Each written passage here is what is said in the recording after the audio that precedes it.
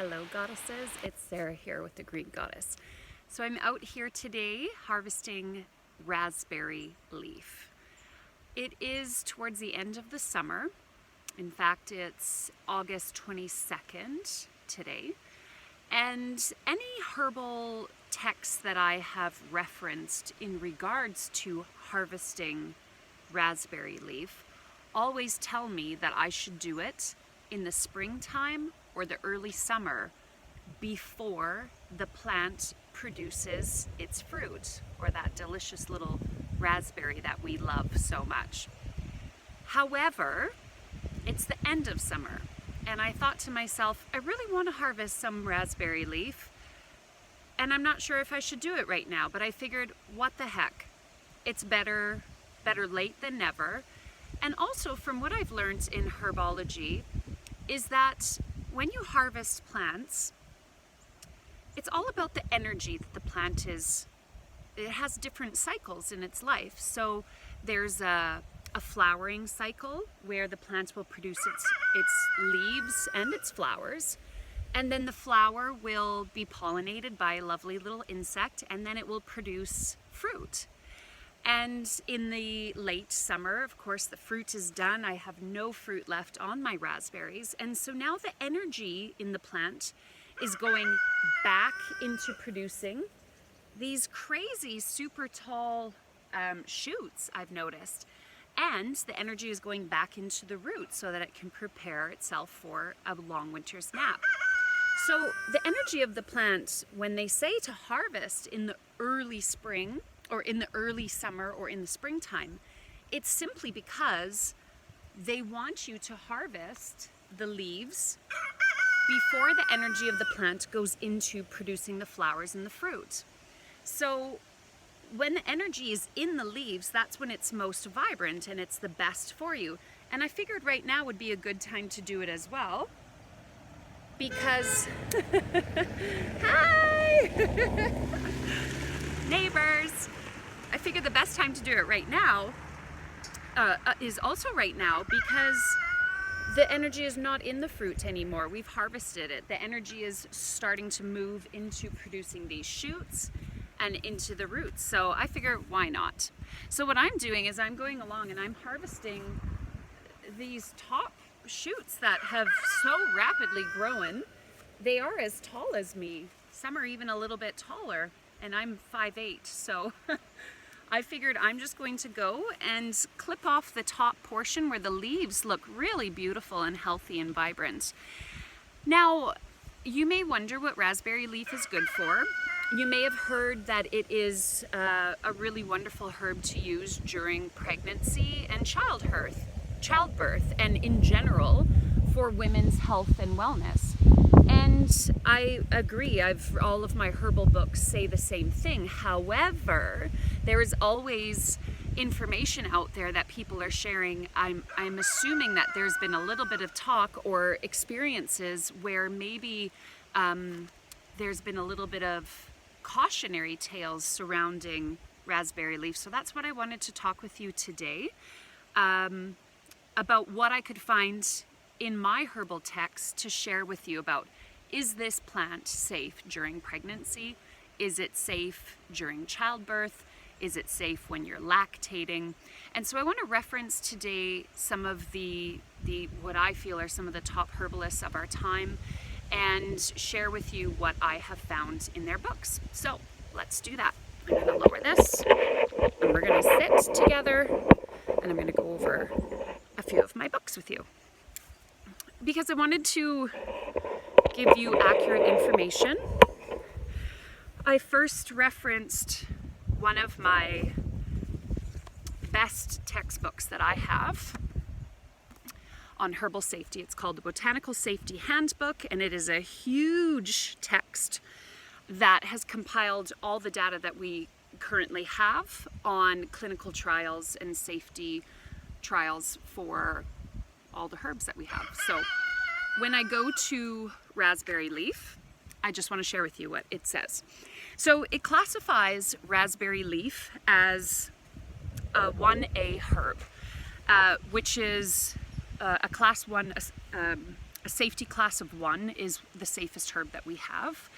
And the interaction class is A. And it basically, in a nutshell, means that although there has not been any clinical trials done specifically on the safety of this herb, there have been trials done for other reasons, for things like, is it effective as a uterine tonic? Is it effective in maybe shortening the amount of time that you're in labor, or helping with cramping, or that kind of thing? So there has been clinical trials on how effective the plant is, and it has been found to be effective. However, and during those trials, there has not been any evidence that has shown that we have any cause for concern. So that's good. However, it specifically says, even though it's considered, as far as we know, a safe herb, and we should be able to proceed with it, it's still important to know that specific safety information hasn't been found in clinical trials. Okay, does that make sense? So we have a lot of information sharing that it's effective. I think one of the quotes that I wanted to read to you, no information on the safety of raspberry leaf during lactation was identified in the scientific or traditional literature. While this review did not identify any concerns for use while nursing, safety has not been conclusively established. So it just continues to say things like that. So far, we haven't seen anything to tell us that it's unsafe.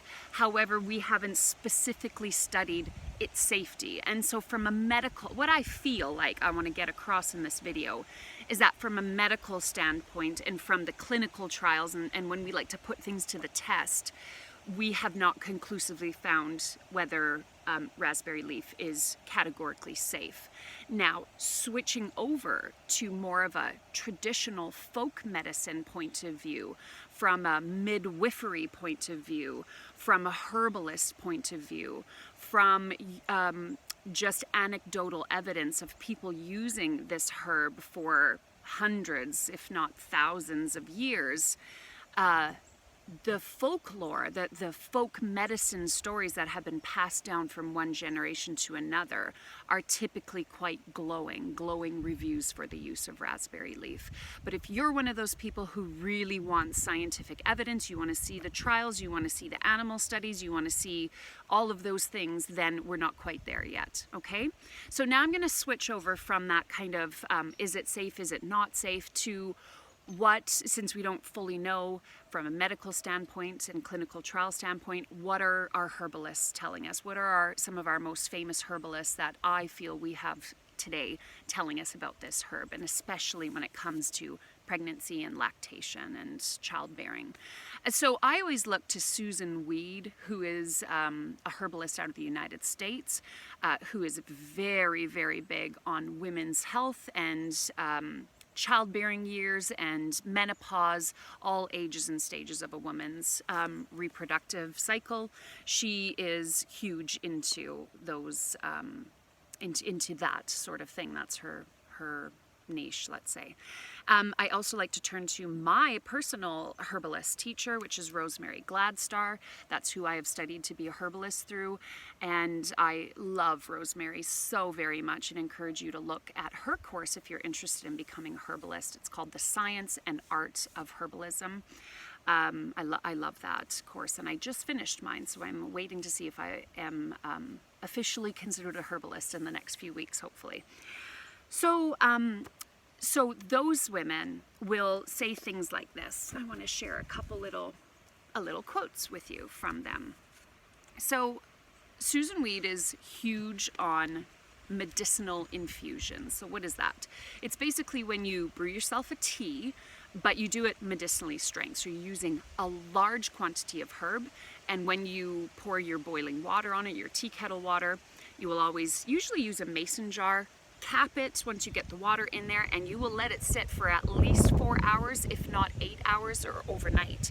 So she's big on these medicinal strength infusions, and she says that she always advises to use 1 ounce of dried herb for 1 quart or 1 liter of just fresh boiled water. So you would take a mason jar, you would fill it full of 1 ounce of herb, and then you would pour your freshly boiled kettle water in there and let that sit for a good 4 to 8 hours. She says that powerful medicinal strength infusion has the ability to really transform your life and your energy and wellness. She says, for example, when you brew yourself raspberry leaf tea and you just put in maybe a teaspoon or so and you steep that for 5 or 10 minutes, you're only getting about, what did she say? I think it was 5 milligrams of calcium. But when you do a medicinal strength infusion where you're using 1 ounce of herb in a liter of water, you can actually bump that up to about 250 milligrams of calcium. So she full on really tries to promote using herbs in this way because we can access so many vitamins and minerals and nutrients that are in the herb, and they are released through the power of water, through that alchemy of water. So then the water becomes this medicinal, this menstruum that extracts the medicine from the plant, and it ends up in that water, and then you drink it and you get all of this plethora of minerals and vitamins and nutrients. Okay, so as we just said, we consider some of the best herbs of our time, some super herbs like stinging nettle, oat straw, dandelion leaf, chickweed. These all have a really highly alfalfa, really highly nutritive palette, I guess. Like, there are so many minerals and nutrients in these plants, and raspberry leaf is right up there with them. This is a highly nutritive plant. It has loads of calcium and magnesium and manganese and iron and potassium, and these are all things that women's bodies tend to crave or really need during pregnancy, childbirth, menstruation, because we give a lot of through our blood and through our menstrual cycles. Sometimes women can be lacking in iron or be anemic, and so using herbs that are high in these minerals and nutrients can really deeply nourish your body. So that is the herbalist perspective, is that these are highly nourishing drinks that we can use to feed our systems, especially if your diet isn't up to par. Okay, so Rosemary Gladstar, here's a quote from her I wanted to share with you. The calcium, iron, and magnesium found in raspberry leaf are often the very nutrients that women's bodies need. Other vitamins and minerals present in raspberry leaves include vitamins A, B1, B2, B3, as well as vitamins C and E, manganese, niacin, and selenium. According to Rosemary Gladstar, the high iron that's available in our raspberry leaves can assist people dealing with anemia and is especially useful when combined with stinging nettle to help with the depleted energy that so often accompanies anemia. She also explains that the high amounts of manganese in raspberry leaf can be used by the body to produce healthy connective tissue, such as bone matrix and cartilage, and as an important factor in energy metabolism. Okay, so who doesn't sound like they need that? Because I sure as hell feel like I do. The other thing that raspberry leaf is known for is as a menstruation helper, an assistant or an ally to us when we're menstruating. And the reason that is because it's a uterine tonic. There's a specific alkaloid that's found in raspberry leaves called fragarine, or fragarine, I think it's pronounced. And what it has is this unique ability to simultaneously, at the same time, tone your uterus. So let's say you have a uterine prolapse, or you have a weak pelvic floor. Raspberry leaf can help to tighten and tone those tissues that are kind of too relaxed and not doing their job. I know I feel that way after giving birth to 3 children, is that everything feels like it could use a tighten down there. But on the other hand, tissues that are tight in a bad way or holding stress, they can be relaxed by raspberry leaf. So it has this really dual energy where it can relax tightened area and it can tone loose area. How cool is that? So it is a powerful plant to incorporate for women who experience excessive menstrual bleeding, or like I mentioned, the prolapse and things like that. Let me see if I can get a quote for you. One of the side notes of that is that because raspberry is considered an astringent herb, that means that just like witch hazel, when you use witch hazel as a toner on your skin, which can tighten your skin and tighten and close your pores, raspberry leaf inside the body can tighten your tissues and help to just tighten any areas that need to be toned. So if you are experiencing excess blood flow, it can help to tighten the tissues and help with stopping that excess blood flow, okay? Uterine prolapse, excessive menstrual bleeding. Also, it can be helpful for soothing painful muscle spasms in the uterus and ease your menstrual cramping. Okay, here's a quote from Susan Weed that I wanted to mention specifically about pregnancy, if you are pregnant and using raspberry leaf or curious about using it. Raspberry leaf is used by herbalists to help promote fertility for both women and men, and it's thought to be especially helpful when used in combination with red clover, which I have growing all over my lawn here. So this is Susan Weed again saying this. She believes that red clover and our raspberry leaf are two of our most powerful herbs that we have for women during pregnancy. She said raspberry can also ease nausea and morning sickness during pregnancy, perhaps due to its astringent qualities. Okay, so raspberry has obviously a lot of great benefits to it. But going back to that safety side of it, one of the things that I wanted to share with you that somebody quoted about the safety was there is some discrepancy over the timing of when you should start raspberry leaf when you are pregnant. Okay, so if you are pregnant and considering using this herb, some herbalists out there think that you should drink the herb throughout your whole pregnancy, starting right from the first trimester all the way up to childbirth and beyond. Other herbalists are taking a more cautionary approach and suggesting perhaps that we wait until the second trimester before we start using it, because maybe there's some stories out there where women who used raspberry leaf in their first trimester, it was too strong for them. It might have started uterine contractions or some tightened or toned that tissue and given them some cramping, which then of course everybody immediately starts to worry about losing your baby or having a miscarriage.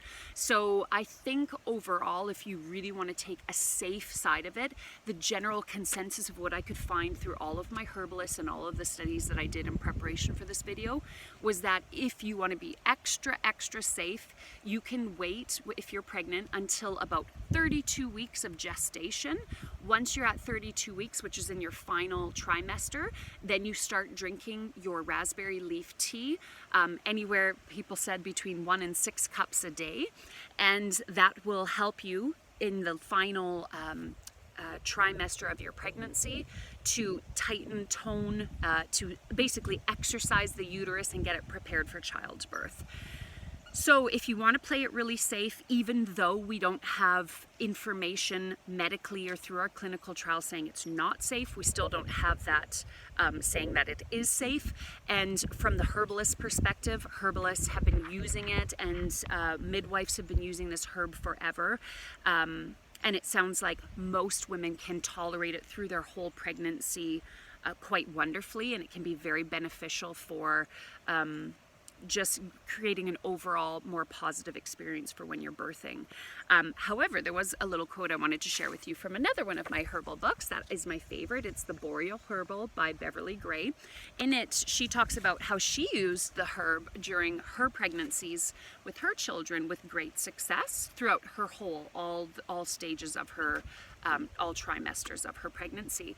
However, one of the midwives that she quoted in her book, Heather Ashton, says, "The teachings around raspberry leaf that have been passed down from one midwife to the next has been that raspberry leaf is a beneficial herb for most women during pregnancy. But like anything that we use medicinally, we treat it with respect and we listen to what it is telling us." She says, "If you have any adverse reactions, whether repelled by the taste or feeling crampy after a cup or two, it may not be the herb for you." She urges women who are pregnant and want to use herbs to call a local midwife. Okay? So I want to end there because I feel like that's a great way to end on this. Sometimes I feel like we are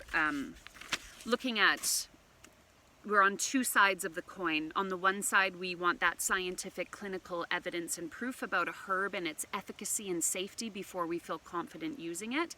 On the other side of the coin, we have folk medicine that has been with us since time immemorial. It has been passed down, the knowledge from generation to generation. And we have these stories that have said these herbs have been helpful, and whether or not the scientific community proves this, we're going to use it because this is real life, this is the experiences we've had, these are the stories we have shared, and this is what we have found, and we believe that more than anything else. So it really depends on what feels comfortable for you. What side of the coin do you fall on? Do you tend to be confident in what herbalists and midwives and generations of women have been sharing with each other about herbs and how they have helped during pregnancy and childbirth? Or do you want to be the one who just plays it really safe and waits for that scientific evidence to come through? And there's no right or wrong answer. It really is a personal decision on what feels right for you. So on that note, know that if you still have raspberry in your garden right now and it's the end of the summer, I encourage you to go out and pick some. Make sure you're looking for healthy leaves. Here's one that's been munched by grasshoppers. I'll probably avoid that one, but the other ones look really great. And I will get these in my house and pop them in my dehydrator today. Look how beautiful those look. Now, I'm past my childbearing years. I don't want any more babies. And so I have my 3 and I'm happy. But I'm going to harvest this because I actually quite enjoy the taste of raspberry leaf in a tea. It reminds me of black tea, and I have trouble drinking black tea. It gives me digestive disturbance. Black tea is not nice to me. And so I found that raspberry leaf is the closest tasting thing to black tea that I drink because it is quite astringent tasting. And yeah, so I enjoy it when I want the feel of a black tea, but I don't really want to have a sore tummy. Okay, so that's why I'm going to harvest these. And yeah, I'm going to fill up my bowl and head inside before it starts to rain again. So I will send you with loads of green blessings and hope you enjoy the rest of your summer. I hope you found this video helpful. I know it was a long one. If you have any questions or comments, I would be so happy if you left them below. Be kind and nice. I want to promote love in our community, so keep your comments kind, and I would be grateful for that.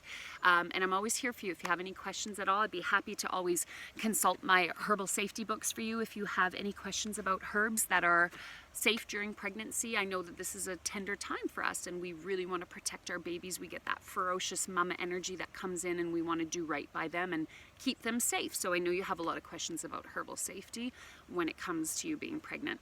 Okay, I think that's everything from me. So you guys have a great day, and don't forget to hit that like button and share or subscribe to our channel. Thanks. All right, take care. Bye-bye.